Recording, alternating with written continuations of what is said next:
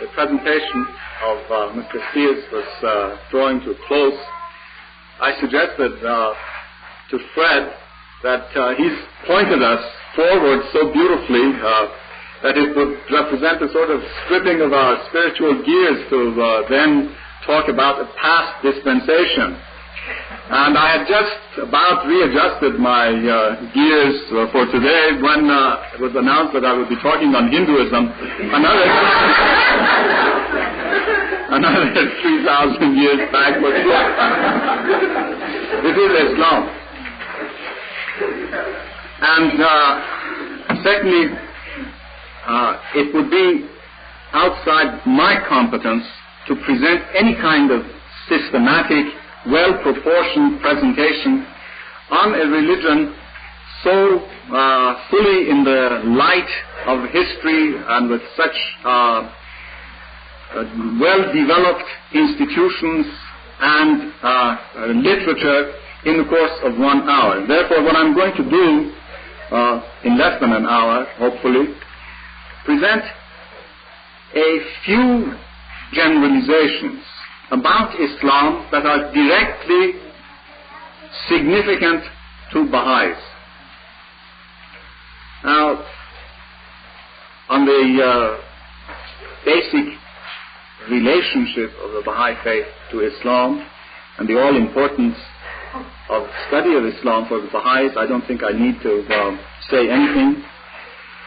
We have an example set before us by Abdul Baha himself.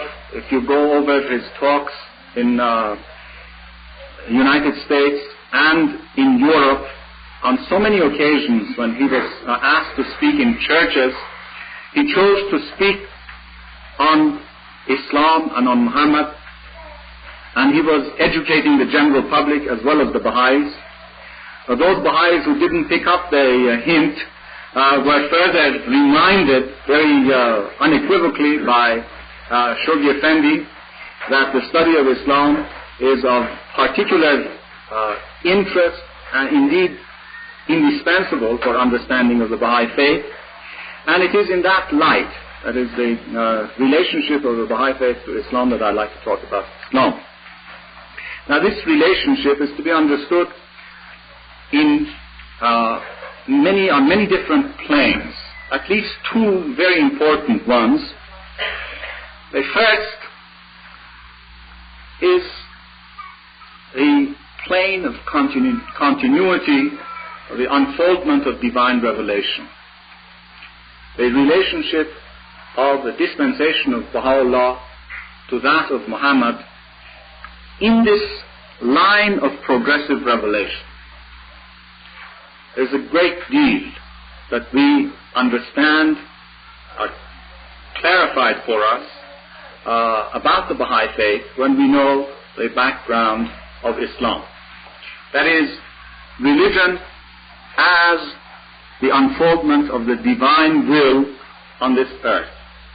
The other aspect has to do with institutionalization of Islam and with attempts of human beings, adherents of Islam, to create a community life, a polity, a social order that would approximate the ideals of that religion, and in that respect also the further elaboration, magnification, ramifications of the world order of Baha'u'llah as related to religion of Islam are very important for us.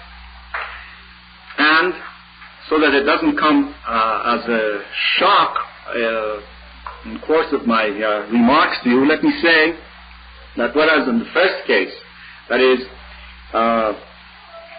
a backward glance at Islam in the light of the unfoldment of progressive revelation, everything that we see is harmonious, is reasonable, is explainable. In the other respect, that is, in looking back at the attempts of community of Muslims, on the large part, to create a social order according to the teachings of Muhammad, we find as many positive lessons as negative ones.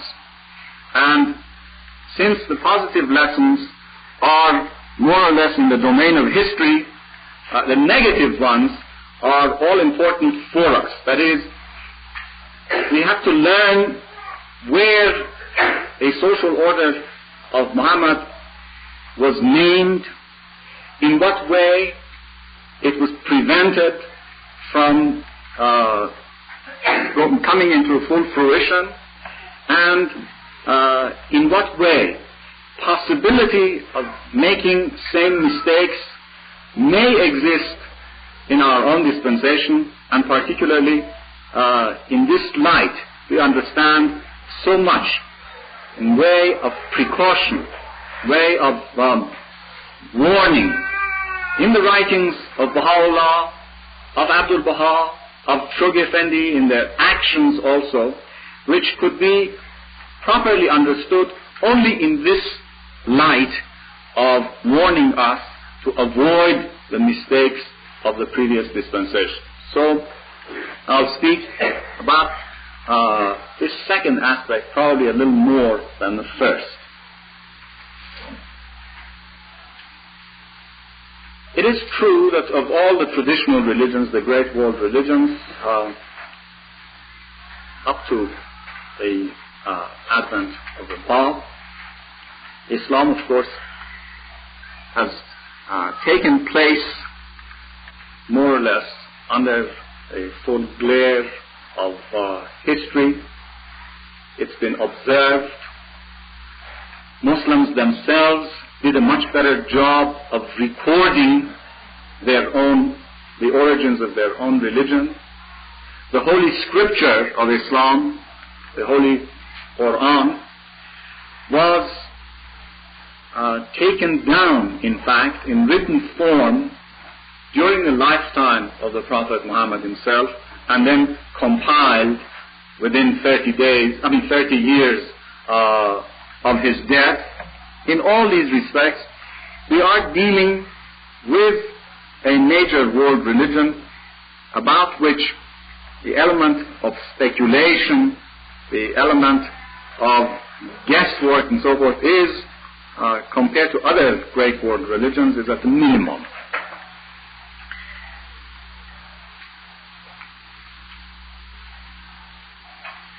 The birth of Islam, like birth of all world religions, of course, takes place on the stage of history. The will of God enters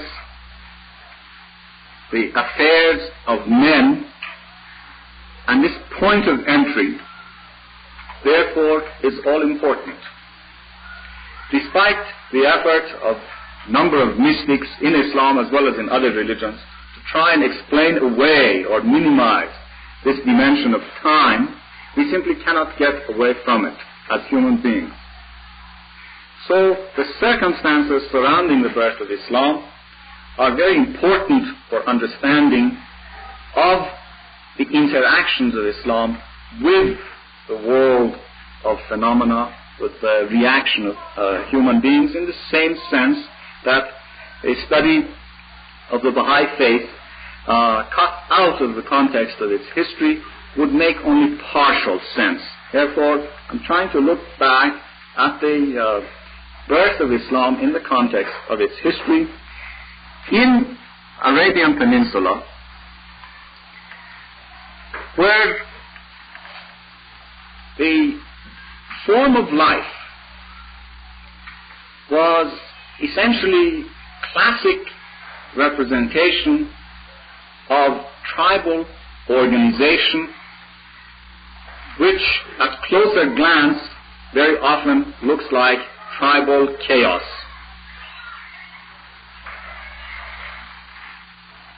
The notions of kinship, of honor,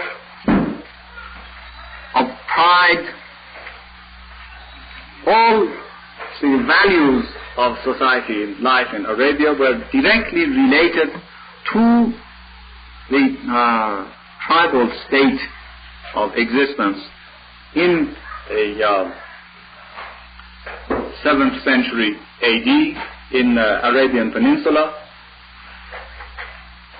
And this meant, in fact, that under those rather austere, in fact, inhospitable natural conditions where there is never enough food and there's always a danger of overpopulation, tribal warfare, rivalries, just a war of cousins was the rule rather than the exception. And if one can generalize about a mode of existence of Arabs before the appearance of Islam, one has to say that raids and plunder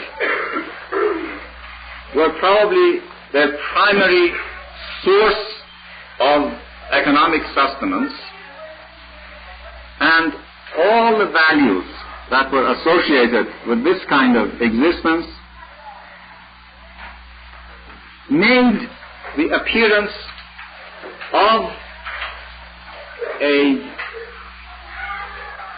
universalist, ethical religion such as Islam a task verging on the impossible.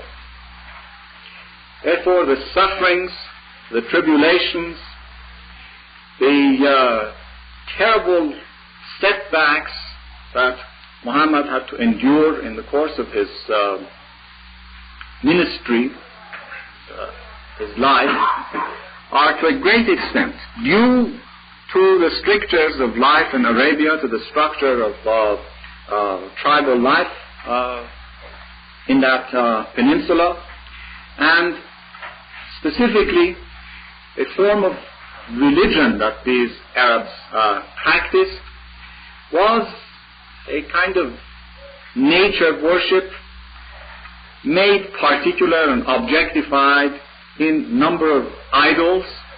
Since they were nomads to a great extent, there were a few towns developing in Arabia, but majority of people were still living in a nomadic condition. And since they raided and they moved a lot, their idols were also portable, so that they could carry them along and worship, propitiate these idols whenever necessary. Now, the call of one transcendent God, who could not be seen, who could not be objectified, who called all these naturally fighting men. When I say naturally fighting men, that is, their experience had more or less made it their instinct, their second nature, to look at each other in a hostile atmosphere. And the teachings of unity, of equality in faith, of generosity, of sacrifice, in other words, all the great ethical values of a universalist religion, which in fact envisioned the uplifting of that society to a plane much above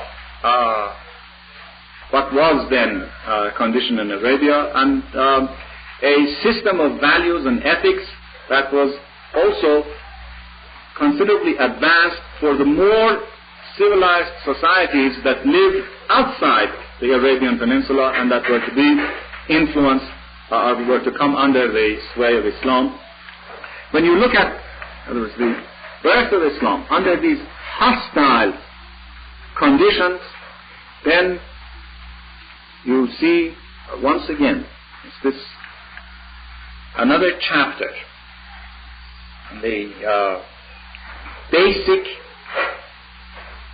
points that in the Baha'i faith are fully enunciated in the name of progressive revelation, part of which implies that divine guidance is sent at times and to places where need for that divine guidance is greatest.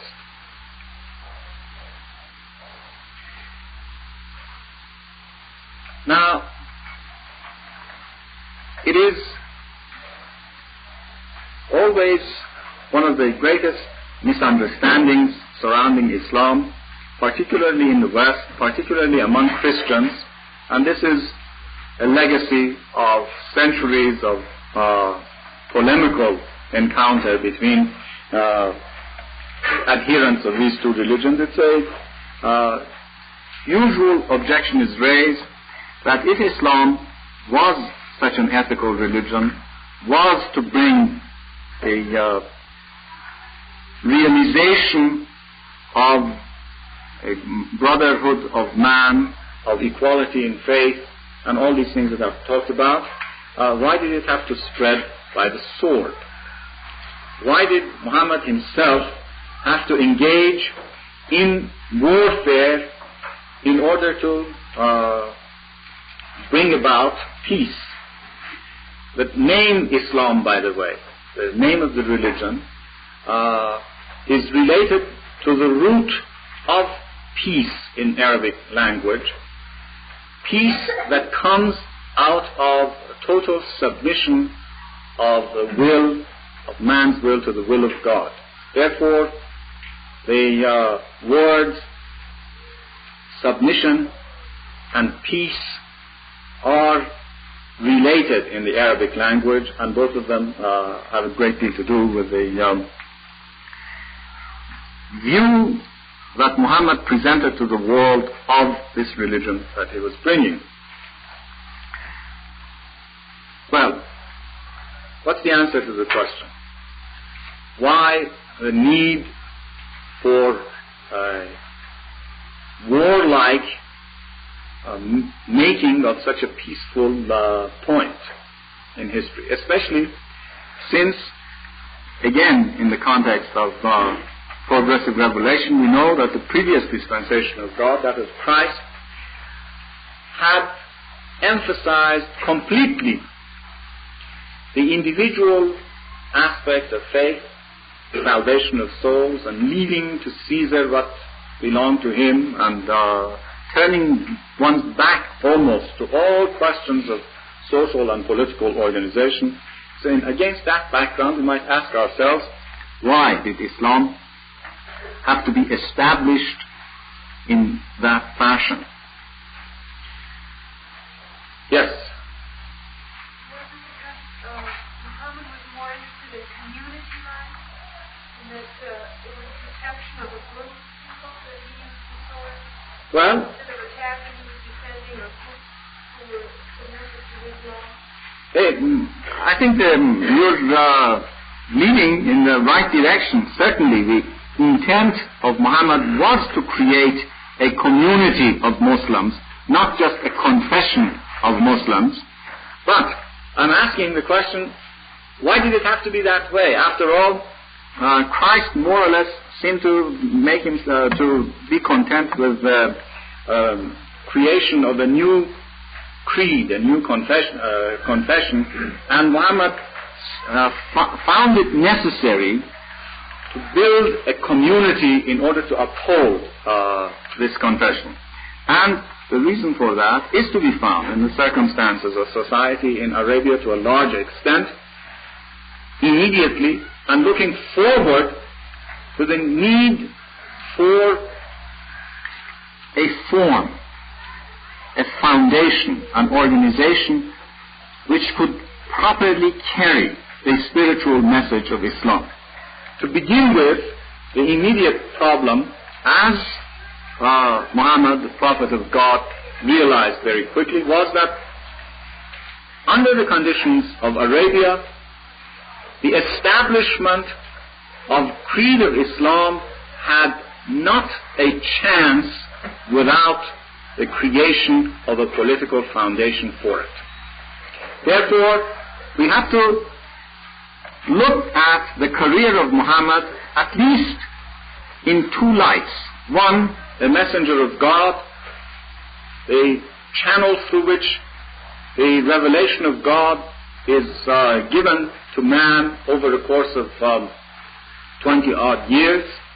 And the other, they figure the same man as the creator of a state, creator of a polity, which was necessary for the safeguarding and for the proper nurturing of that revelation. And since he came at a time in history where the achievement of that political and social goal was very essential, in fact was related to, was part of the spiritual message, therefore it fell upon him to tackle the dual task simultaneously. So the creation of a community with its organization was a necessary, inseparable base for the unfoldment of the spiritual message of Islam. That creation under the conditions of Arabia could only come about in a tenacious and diplomatic and astute statesmanship. All of these qualities were abundantly present in the person of Muhammad. Now, it is in the light of comparative history one of the great, really dazzling to anyone who does not allow himself to look at things from the point of view of faith. One of the miracles of history, the political accomplishment of Muhammad. That is, in a lifetime, he succeeded in unifying the whole Arabian Peninsula, and he succeeded in creating, or rather inspiring, these Arabs who, up until a decade or so before, were animated primarily by their own tribal vanity and selfish interest, in inspiring them with a love of God, a religious zeal in the best sense of the word, that enabled them to carry on this message almost to all the corners of the, at least half of the civilized world of that time, in the course of a century following Muhammad himself. But now here comes a number of parallels that I'd like to draw, and sort of these backward glances from the near perfect edifice of the world order of Baha'u'llah to the somewhat embryonic beginnings that are evident in the social order of Muhammad. While he was creating this great organism, he inspired his followers to such an extent with the power of his own example that apparently the considerations of future, no matter how he would want to bring these considerations to the attention of his followers, somehow did not register in any realistic and practical way with these followers.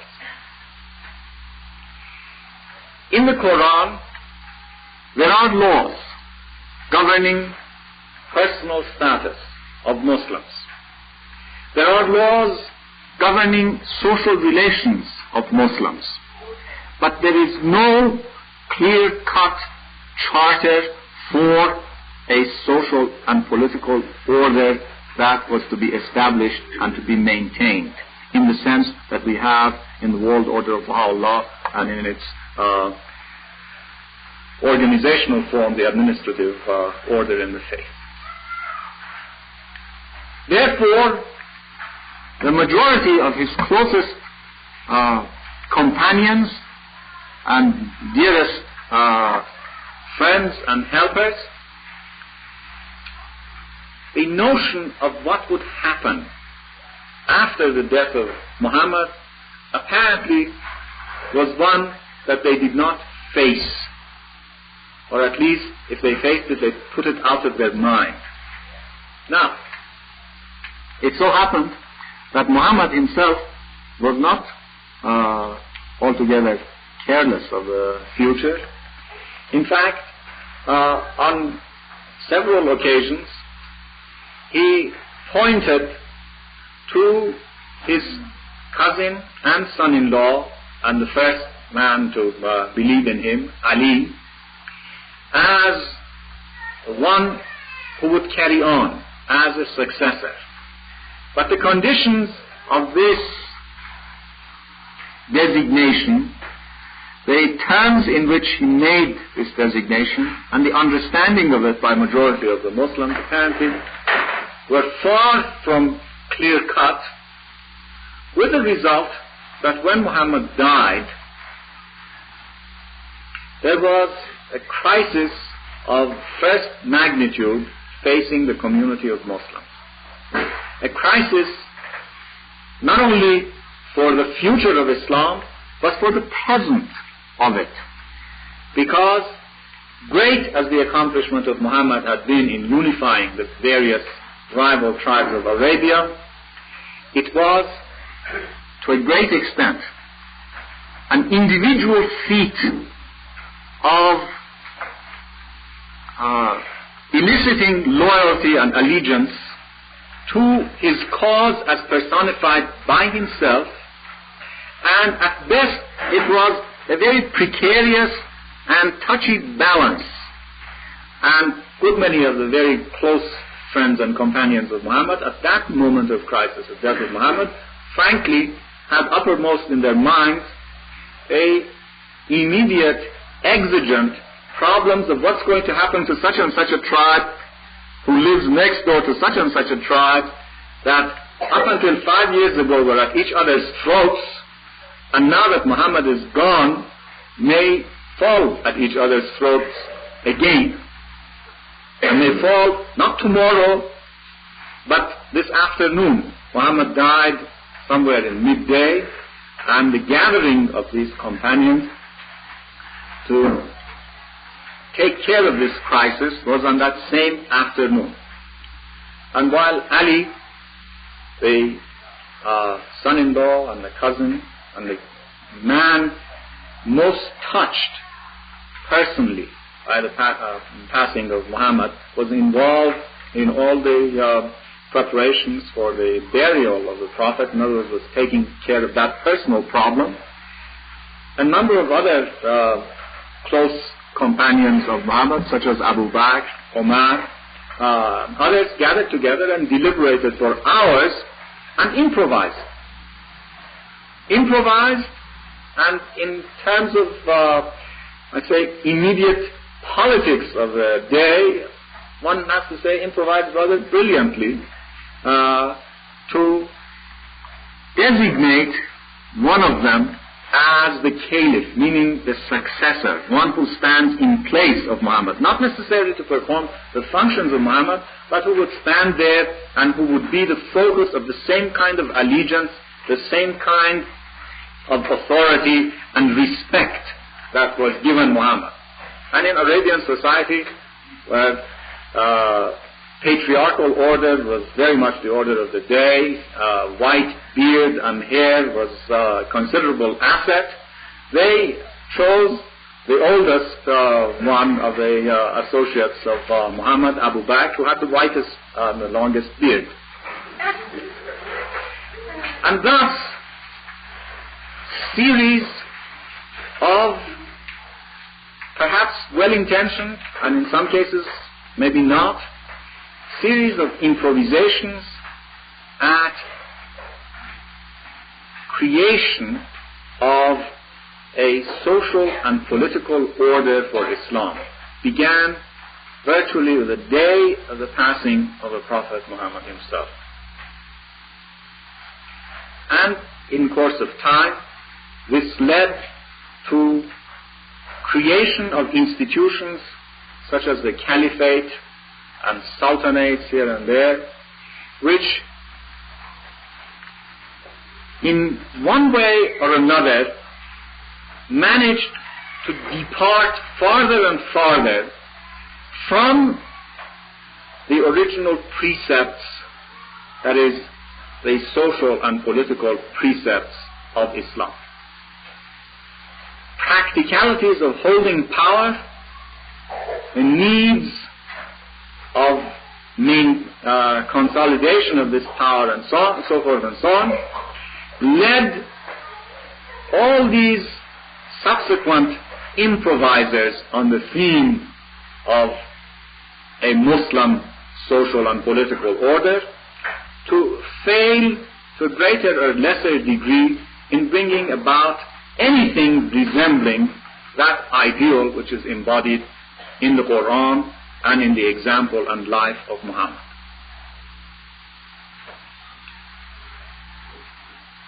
Those few Muslims who from the very start felt that in bypassing Ali or in ignoring the special designation that Muhammad had made of his son-in-law, that something unfair or unjust was done, even they perhaps did not have a full awareness of or consciousness the implication of what they were saying. They were probably reacting in the manner of the injured party, where you think that in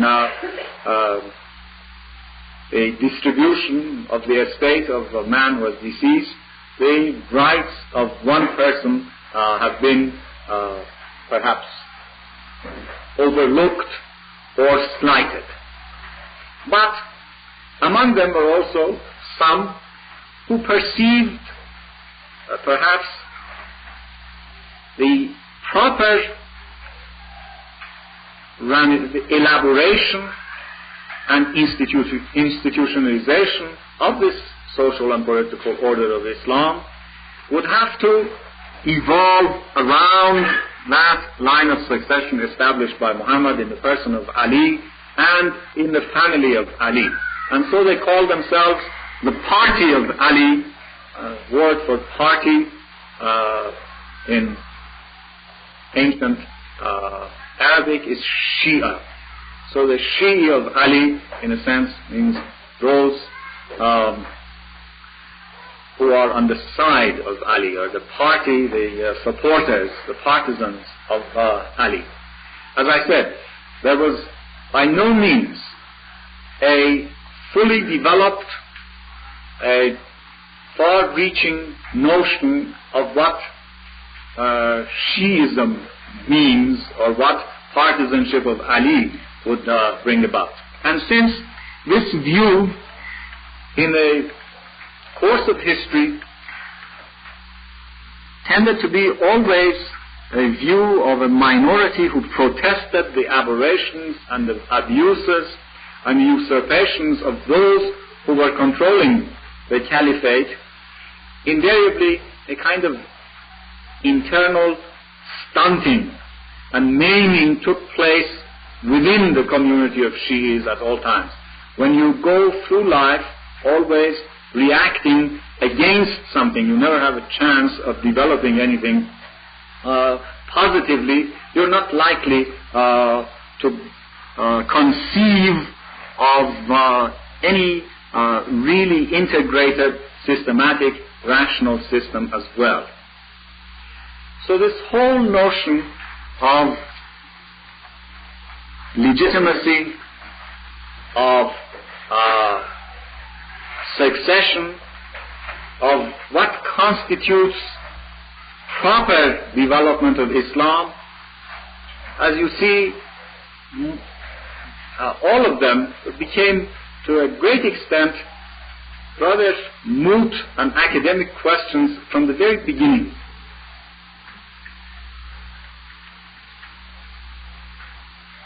And yet, we have the development of a civilization, the coming about of a golden age, the actual, say, viability of the notion or the idea of faith in God according to the teachings of Muhammad, that has lasted all these 1300 centuries, despite this tragic and irreversible stunting that took place in the social and political order of Islam. How do we explain this?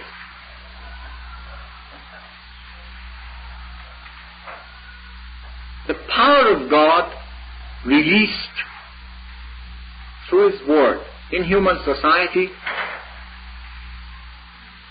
up until now anyway, probably has given no demonstration of its dynamism, its potency, its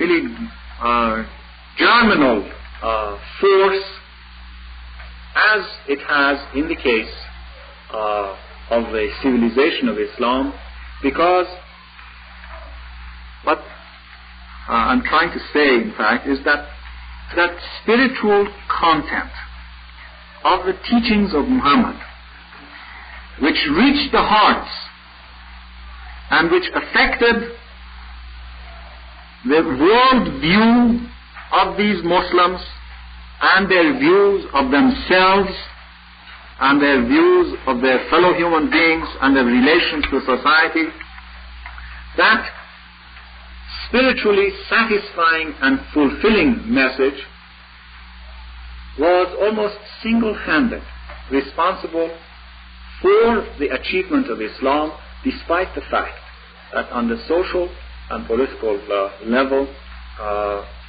so little that was right was done by the Muslims. Now, we know that spirituality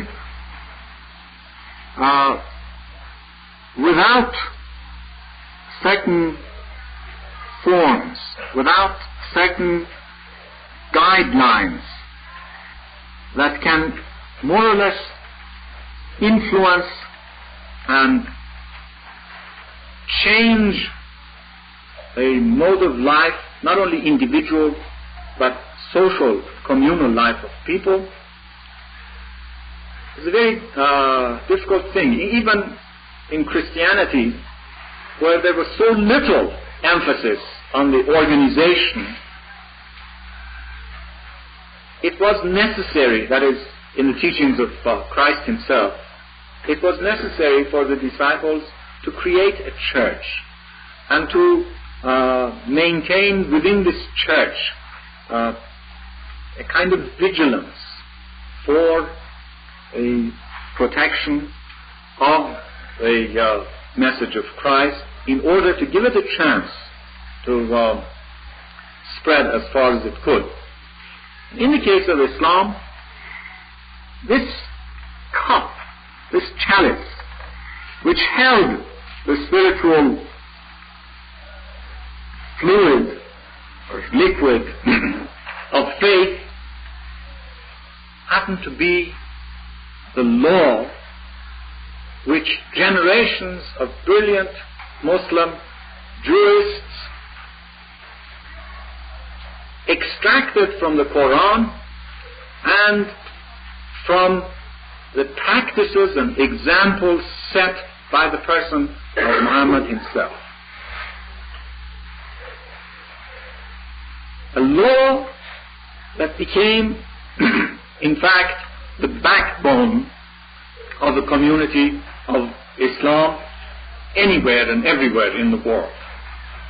And it is essentially the relationship of the Muslim to this law that is the heart of his identity as a Muslim. That is, if you ask any Muslim anywhere in the world, what makes you a Muslim, his answer is bound to be because he upholds the Muslim law. I'm perhaps now talking somewhat in a static sense, because we do know that part of the process of disintegration of the old order of the world, that is in the Muslim parts of the formerly Muslim, let's call it, Muslim parts of the world, one of the most evident and flagrant signs of disintegration is that disintegration of law itself. But I'm trying to draw your attention to what enabled Muslim communities to maintain a communal existence and to practice Islam was this chalice, or channel if you like, of law, and within it that spiritual fulfilling content of a religion of Muhammad. Islamic society, especially widespread as it is geographically and has lasted as long as it has, is far from a homogeneous society. Yet there have been times in history when one could speak of one community, where one could travel probably from the shores of the Atlantic to the shores of the Pacific and feel at home. To the extent that this real accomplishment was lasted, it was due to that balance that existed between the law of Islam as the frame encompassing the life of the community and that spirit of faith animating the motivations and behavior of the individuals.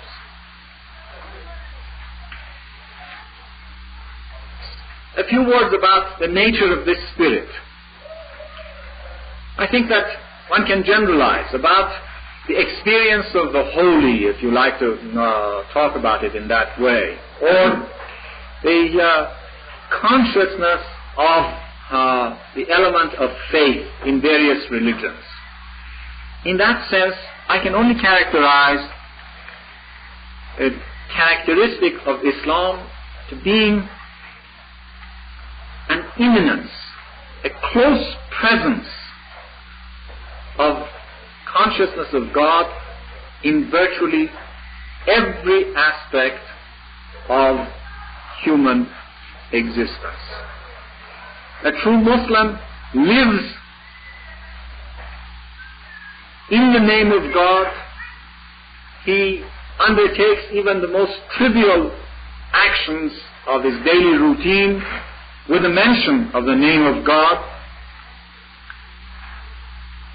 And it is the extent that that passage in the Quran, where God speaking through Muhammad says, I am closer to you than the vein in your neck.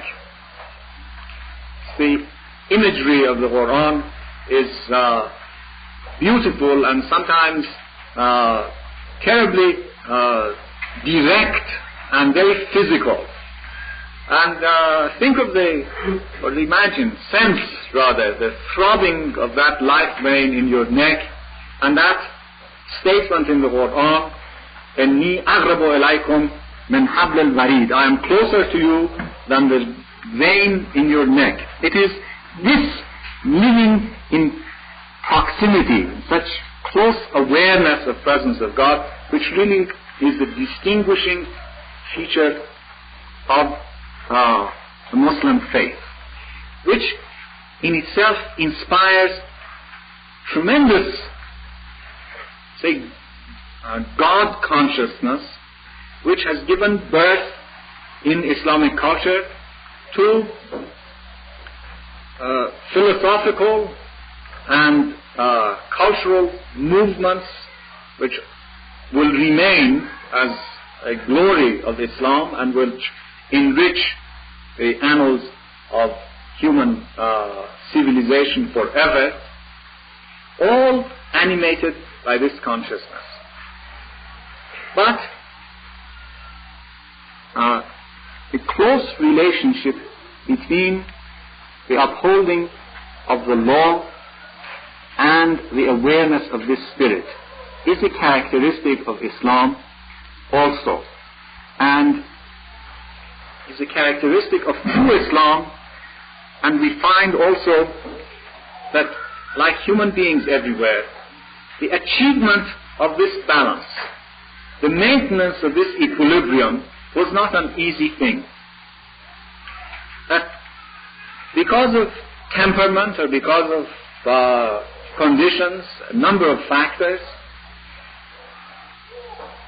there appear in history of Islam legalistic authorities who like to close the book on all kinds of intellectual activity, on all kinds of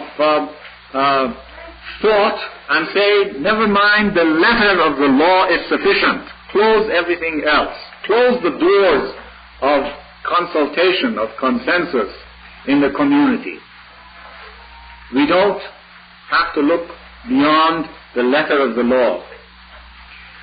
And on the other extreme, from this kind of legalistic orthodoxy, the rather shameful aberrations of so-called radical Sufis or mystics who felt that some kind of a direct line to God, a mystical communion with Him, exonerated them or made them exempt, rather, from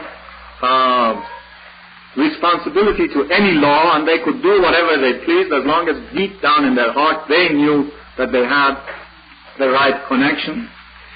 And each in their own way, the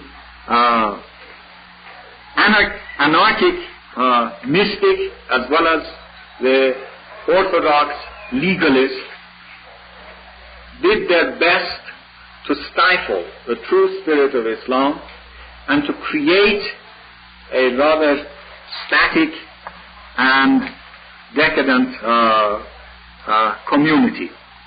Only it was left for few universal geniuses, like the poet Rumi, a favorite of Abdul Baha, a poet who is quoted so often in the Seven Valleys by Baha'u'llah himself.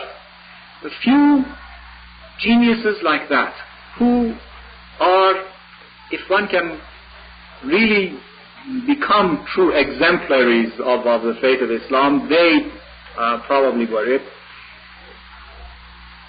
managed to combine the two, the upholding of the law, the needs of the community, with that soaring spirit.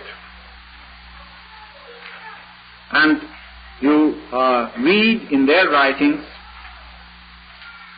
there's absolutely no room for rigidity. There's no room for legalism. There's no room whatsoever also for behavior which is in any way outside the pale of law of Islam. And the recognition that all the truth, all the spiritual sustenance that a Muslim could have comes through the revelation of Muhammad and through his Quran, that is very clear and very unmistakable. And it is the example of men such as Rumi, which, or let's open up a beautiful vistas of the future for us as we contemplate the golden age of the Baha'i era and the creation of a Baha'i culture. And it is the behavior of the Muslim clergy. It is also the behavior of the Muslim Sufis that raise all danger signs and warn us of things to avoid. You know, Muhammad made absolutely no provision for a clergy. There is no mention of a clerical order in the Quran. Yet they came about somehow because of that original stunting that took place in the social and political order of Islam. You look at it and you turn to the Iran. There is by our best guide to Islam. Whatever I or anyone will have to say on the religion of Islam and its relations with the Baha'i faith is in the nature of very incoherent murmurings compared to the most systematic upholding of true Islam and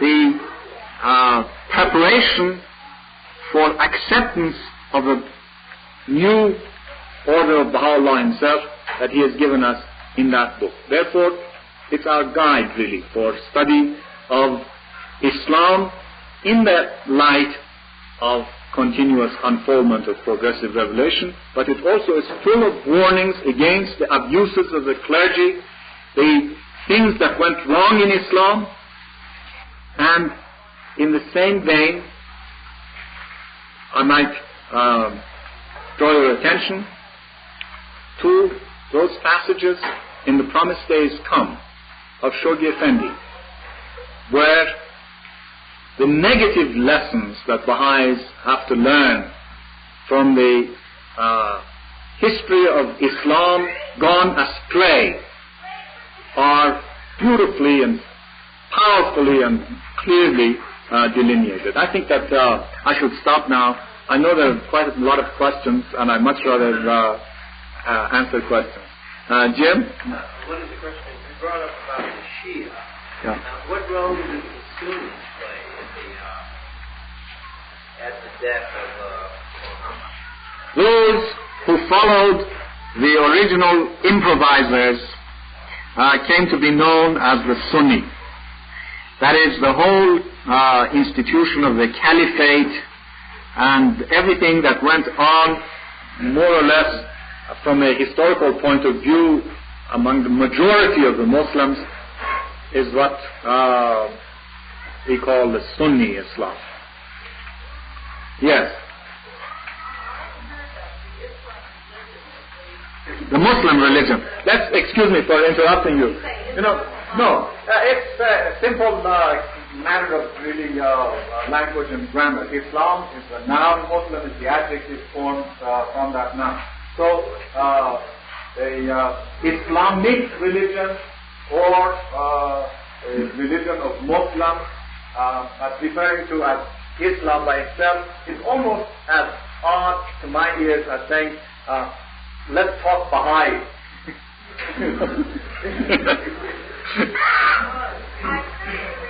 Yes. The fastest growing one in the world, I imagine, among Africans.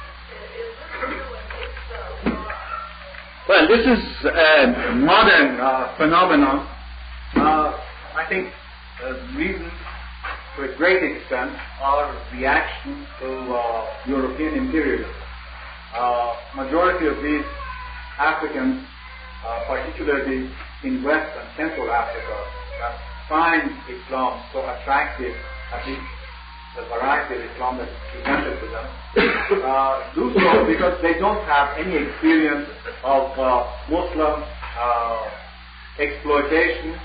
They don't have any experience of kind of racial prejudice practiced on them by Muslims. And let's face it, compared to the rather hypocritical way that majority of Christian missionaries have to act in Africa. After all, look at Union of South Africa. It's a church state almost. It's Dutch Reformed Church. Compared to that, the message of Islam is a pretty simple, pure, and egalitarian message. What these Africans will have to wait and find out is that, beautiful as it is spiritually, it's not going to solve the problems of modern man in this century, and for that they have to test it. You know, yes.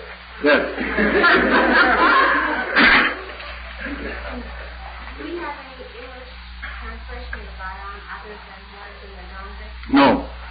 The Arabic. Yes. Yes. How do you explain the fact that there's so little evidence of brotherhood among the tribes of Arabia, on the afternoon of the death of Muhammad?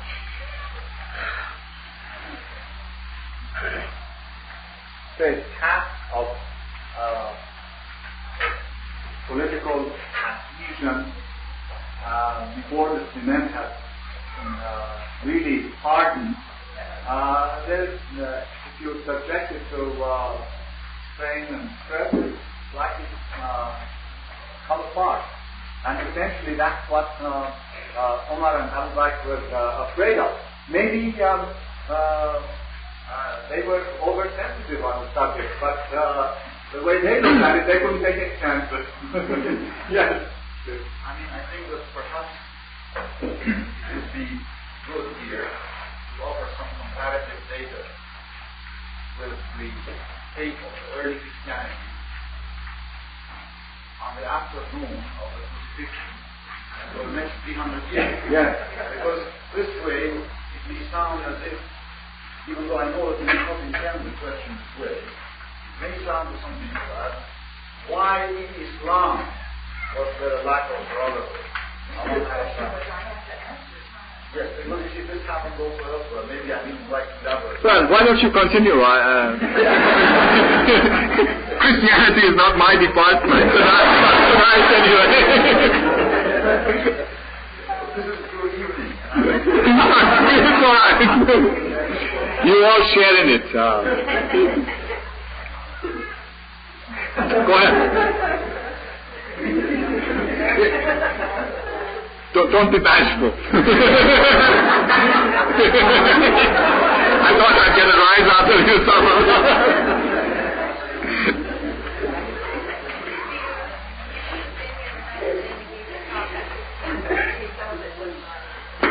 Now. Maybe you would like to. Well, while you're deciding, there's a question right there. We in the Baha'i world had a very good session in 1957, unfortunately, the faithful faith. And I think that this perhaps helped to answer the question. That there was built into this religion just as the saints are. And we have to Precisely. Precisely. Because I was in the faith at that time. Yes, this is so. I say the things that we have to guard against, things that we have to be alert, and things that we have to be thankful for. The tremendous amount of not only there is really a complete charter for world order, but even in detail, in matters of you might call them tactical approaches to the problem. So many beautiful safeguards are written into this charter by Baha'u'llah himself, by Abdul Baha, and I wonder how many of you pondered that passage. There's a short passage in Prayers and Meditation. I wish I remembered it verbatim. I remember it in the original Persian, but not in the English. Where Baha'u'llah is offering a prayer on behalf of the Baha'i community that please God, we may be safeguarded or against the superstitions, against the aberrations that occurred in previous dispensations. It is key, really, that Baha'u'llah offers on behalf of Baha'i. And when you have Baha'u'llah praying for you like that, I think that that's good deal of strength to be right. Yes. What's the basic foundation of Islam was based on peace? Why did they have to fight all the neighboring countries to bring the message to the country, the people? Well, this is really, I thought by beginning my talk with this question, I would try and answer it, but apparently I didn't do a good job. The question is, why did Muhammad have to fight and spread Islam by war? Well, to begin with, in the conditions of Arabia, had Muhammad not defended the community of Islam, it would have surely perished. This, according to testimony of Muhammad himself. This is not my historical interpretation of events. Therefore, this is what I had in mind when I said that the task of creation of unity beyond the social order was part and parcel of the religious dispensation of Muhammad. Now, the momentum gained from this accomplishment next door to some pretty decadent, doddering, and societies that were full of social injustice and really ripe for a message like this, by just natural action and reaction could produce the results that it did. From the point of view of the surface of history, it looks like a very strange thing that a bunch of Arabs all of a sudden knock off the two superpowers of the time, the Byzantine and the Persian Empire, almost simultaneously. Well, you look closer and you find out that Persian Empire was one rotten mess, and that the Byzantine part of the world that Islam overran on the day, practically on the eve of the advent of Islam, was busy in sectarian squabbles, knocking over the head now. Was it 2 fingers or 1 finger, the whole dunging or sprinkling, and actually the nature of the problems at that time was slightly different. Whether the Trinity is of substance or an idea and so forth and so on. But this was the situation, and natural dynamics of growth of Islam and momentum of this accomplishment in Arabia just took it beyond these borders and managed to really, it blew like a fresh breath of air in all these societies. Yes? Muhammad's important in that they come to fight Islam. Well, the initial rounds of battles were defensive. Yes, It seems to me that the comparison is wrong too, because in a sense we should really compare Islam to Judaism and not to Christianity, because the overall conditions were more like that. Just as the Jews had to preserve the idea of monotheism by constant battles with the Philistines, with all those surrounded them. So Muhammad was in the same state of development. He had to preserve the idea of monotheism again against the tribes that lived around him, where Christianity came a level higher, came on the heels of Judaism and on top of the accomplishments of Judaism. Islam had nothing like that to do now. Yes, I should look on this side. The impression that Muhammad himself never fought in defensive wars, is that correct? No, he fought. He did fight. Yes. He fought, and he was a very good general at as well. Yes. As Jim said, the followers of Moses were threatened by the Philistines. The followers of Muhammad were threatened by the other Arabs in the area. Yes. The followers of Christ were never threatened Well, let's face it, there weren't that many followers. They only wanted to make up wanted moral followers. And if Timothy would have had their way, they wouldn't have been very many. Well, just I tried to, in very large strokes, put some generalizations before you here. That this task of political unification and Islamization of all of Arabian Peninsula was far from an easy task. In fact, in the lifetime of Muhammad, there were numbers of recalcitrant tribes, that came in more or less for political reasons. They figured out that it was their best interest to say, okay, we're Muslims too. And then as soon as those conditions that they had calculated according to their own selfish interests changed slightly, they pulled out. And they presented quite a threat to the Muslim community and had to be fought again and reconquered. So that these facts are also to be taken into consideration when you realize the nature of crisis facing the followers and Prophet Muhammad. They have full, living, very recent recollection of all this sort of apostasy from a religious point of view, treachery and defection from a political point of view. What you said 5 years before that they were fighting each other. Yes, I think, as an historian, I feel uncomfortable.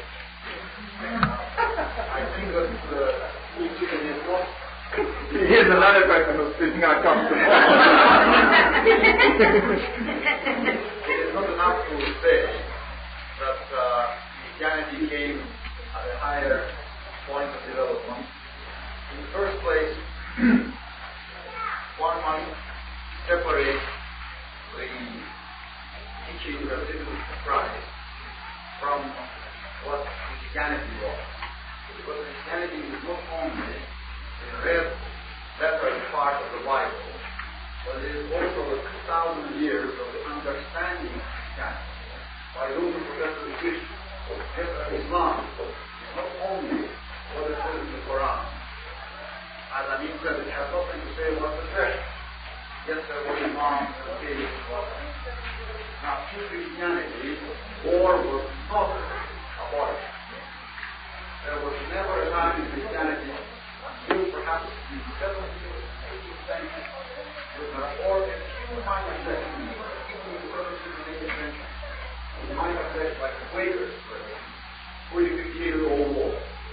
Essentially, Christianity was always a set of war, and Christianity essentially a set of converted by force. In fact, the number of people who were converted to Christianity through the exercise of military force was no smaller than the number of people who were converted to Islam. For instance, the conversion of the Saxons by Charlemagne, the massacre of the Saxons, the conversion of Russia to Christianity, all were carried out by government with military force. Therefore, I don't see this distinction. Christianity is peaceful, kindly religion turns to the other cheek. Islam a militant, vicious, over the conflict. In fact, we are to judge the tree by its fruit. But Christianity and Islam come from the same mold. Now, the distinction that I think is that the teachings of Jesus were addressed to the individual. And when Muhammad talked to the individual, he also talked about mercy, kindness, submission, and so on. Dave, you had a question? No? All right. Now, Fred, how long do you want us to go on? Another 5 minutes. All right. Gene? Imam is a secular religion. Pardon? Imam. Yes? Secular religion. Well, if you want to talk that way, then secular has no meaning in Islam. There's nothing secular. It is a community of God-fearing men. Every action from the moment you wake up in the morning to the time that you go to sleep is God-oriented, and there's nothing secular. And Imam certainly is, in the Shi'i position, is the personification of totality of authority and sovereignty. I think that sort of answers my question, and I was wondering what relevance the fact that Baha'u'llah's return of the 12th Imam is. Baha'u'llah is not a return of the 12th Imam. Okay. The Bab claims to be. The Bab is considered the return of the 12th Imam. Now, what relevance that is, since the Imam is not a prophet, but a leader. That relevance is in the line of a continuity of unfoldment of religious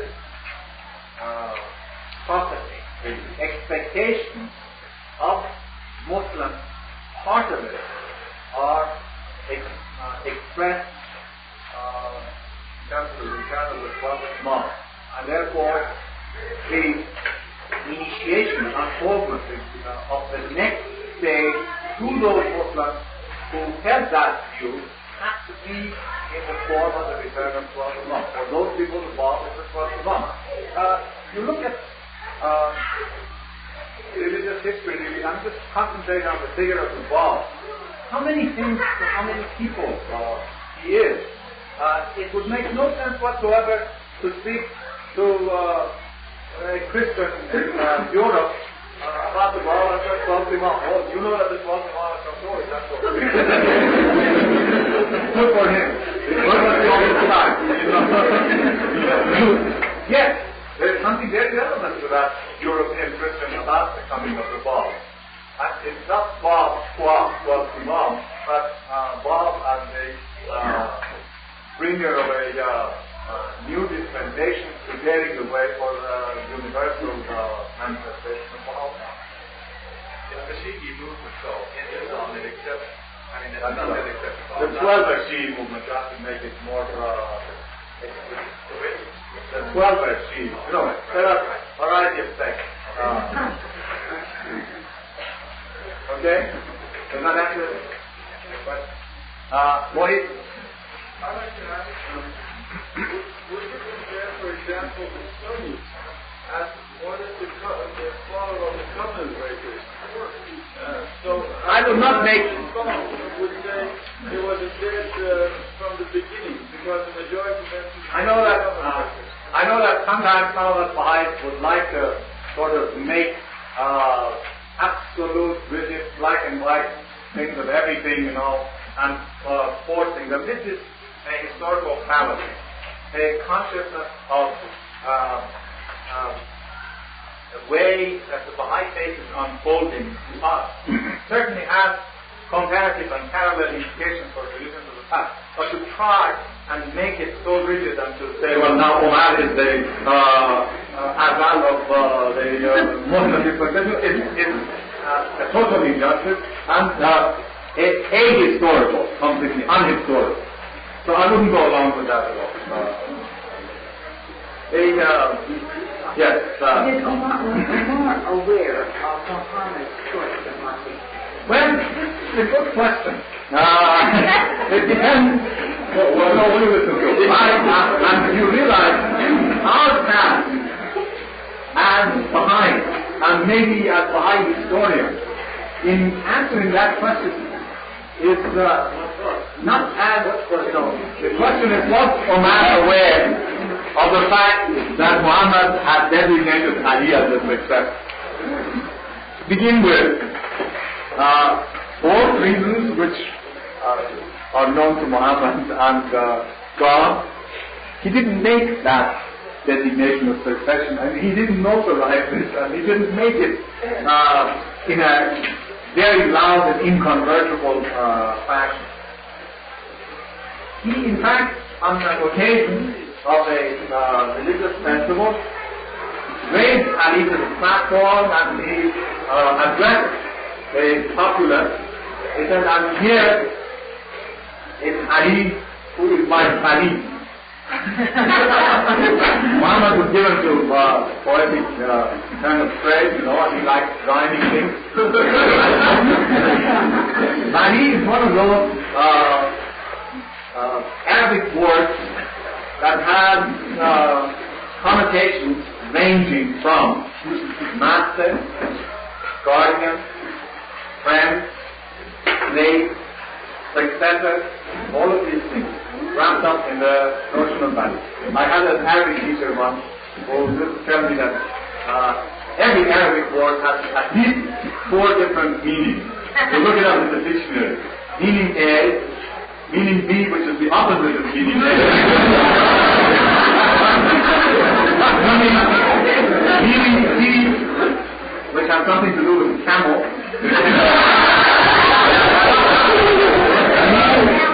and meaning D, which is something obscene.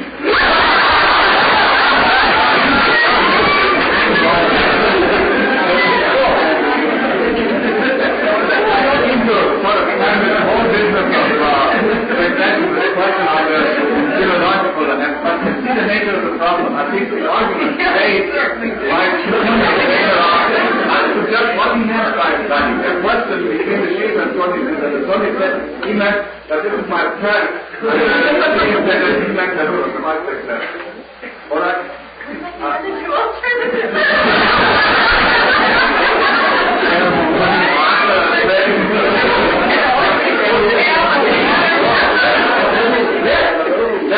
There are sects in Islam who insist that he meant that he's my master, that Ali was actually a personification of God, incarnate, and therefore Ali is more important to them than Muhammad. So you see how difficult the problem was. Getting back to Omar. Omar was undoubtedly a highly devoted, highly spiritually motivated person. There's no question about it. One cannot accuse him of love of power for his own sake. He really exercises his opportunity for preserving it or not. Was one of the best exercises, one of the best David that Islam has had. And his own relations with Ali was extremely close and collaborating and cordial. Whether he knew in the heart of his heart that he had done Ali out of prideful perfection, it was a very hard thing to say. And I think Ali himself wasn't going around making claims that I've been cheated, that I should have been vacated and so forth. No, in fact, there was a lot of people who grumbled about this, but Ali himself never made a challenge. Both Omar and Ali at that time, maintenance of the unity of the community of Islam was uppermost. And that's how they reacted to each other. There's a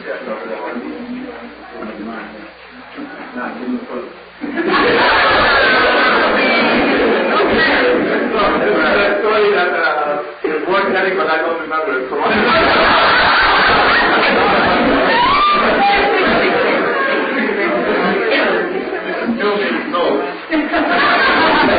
but it is important that sometime around 1900, maybe 1902, when Muhammad Ali and the covenant breakers were making a great deal of trouble for Abu Bakr, some nice and well-meaning Baha'i went to Abu Bakr and said, Master, why don't you just take it easy?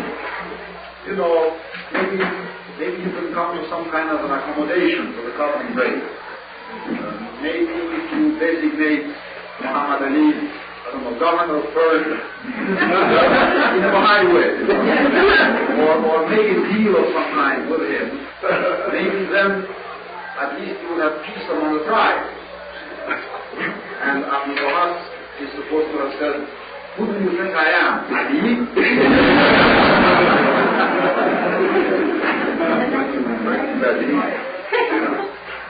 I think the 5 minutes that you gave me, Fred, is way past. So, shall we close it?